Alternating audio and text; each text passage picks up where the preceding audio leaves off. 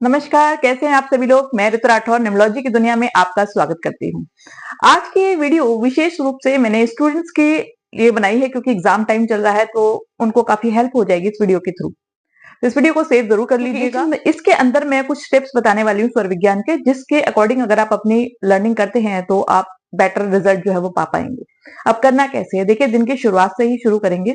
सबसे पहले तो आपको ये पता होना चाहिए कि आपकी कौन सी नॉस्ट्रिल जो है वो तेज चल रही है, यानी कि कौन सी साइड की नॉस्ट्रिल से आपको तेज सांसें आ रही हैं। इसको चेक करने के लिए आपको जब भी आप अर्ली मॉर्निंग उठते हैं, जिस समय भी आप उठते हैं, आपको इस तरीके से अपनी नाक के नीचे हाथ रखना है और आपको सांस को बाहर की तरफ जो है थ्रो आउट करना है।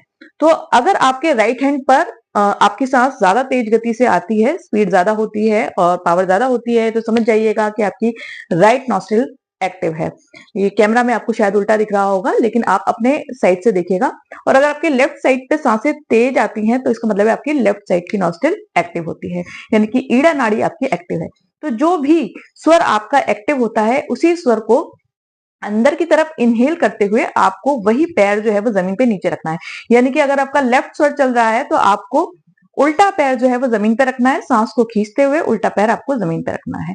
ऐसे ही जब आप स्कूल के लिए जाएं या कॉलेज के लिए जाएं तब भी आपको ये चीज चेक करनी है और उसी पैर को बाहर निकालना है। स्कूल में क्लास में एंट्री करते वक्त भी आपको ये चीज चेक करनी है और इसके अकॉर्डिंग ही आपको जाना है। अब जब आप एग्जाम के अंदर बैठेंगे तब आपको क्या करना है, जब भी आप पेपर देने बैठे तब आपको ये चेक करना है कौन सा नॉस्ट्रिल आपका एक्टिव है। जो भी स्वर आपका एक्टिव हो, मान लीजिए कि आपका लेफ्ट स्वर एक्टिव है लेकिन आप राइट हैंडी हो, यानी कि सीधे हाथ से लिखते हो। मोस्टली लोग सीधे हाथ से ही लिखते हैं, बहुत ही कम लोग हैं जो लेफ्टी होते हैं। फिर भी अगर आपका लेफ्ट नॉस्ट्रिल एक्टिव है और आप राइटी हो तो आप क्या करेंगे, आप लेफ्ट हाथ में पेन लेंगे और उससे पेपर पर एक डॉट बनाएंगे। ध्यान रखिएगा कि पहला डॉट आपको उसी हाथ से बनाना है जो नॉस्ट्रिल आपकी एक्टिव होगी। तो जब आप डॉट बना देंगे उसके बाद आपको राइट हैंड से बाकी का पेपर करना है। इस हाथ से पेन आपको साथ में दे देना है, फिर आपको बाकी का पेपर कंप्लीट करना है। अब हमें पढ़ना किस टाइम चाहिए इसके बारे में भी जान लेते हैं। जब आप लर्निंग करते हैं तो लर्निंग के लिए बेस्ट टाइम, देखिए लर्निंग के लिए बेस्ट टाइम होता है सुबह 3 बजे से लेकर 7 बजे। अगर 3 से 7 के बीच में अगर आप पढ़ते हैं तो आपको 8 घंटे एक्स्ट्रा मिल जाते हैं। अब 8 घंटे एक्स्ट्रा कैसे, क्योंकि इस समय पे हमारा जो पढ़ने की जो स्पीड होती है और लर्निंग की जो स्पीड होती है, पावर होती है, वो बढ़ जाती है, जिससे कि हम जो 8 घंटे और एक्स्ट्रा लेके उस चीज को याद करते हैं वो उतने ही समय के अंदर कंप्लीट हो जाता है। 12 से 3 बजे के बीच में जो टाइमिंग है उसमें आपको लगभग 1.5 घंटा एक्स्ट्रा मिलता है, यानी कि आपका पावर उतना एक्स्ट्रा होता है पढ़ाई के लिए।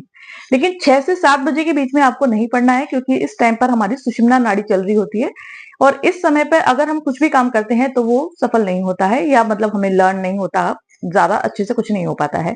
उस समय पे आप भगवान का नाम लीजिए, वो बेस्ट होता है।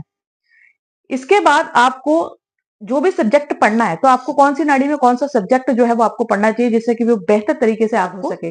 तो जितने भी आपके याद करने वाले सब्जेक्ट होते हैं, जैसे हिंदी हो गया, इंग्लिश हो गया, या आपका हिस्ट्री हो गया, इस तरीके के जो भी सब्जेक्ट होते हैं उन्हें आप तब याद कीजिएगा जब आपकी लेफ्ट नॉस्ट्रिल एक्टिव हो।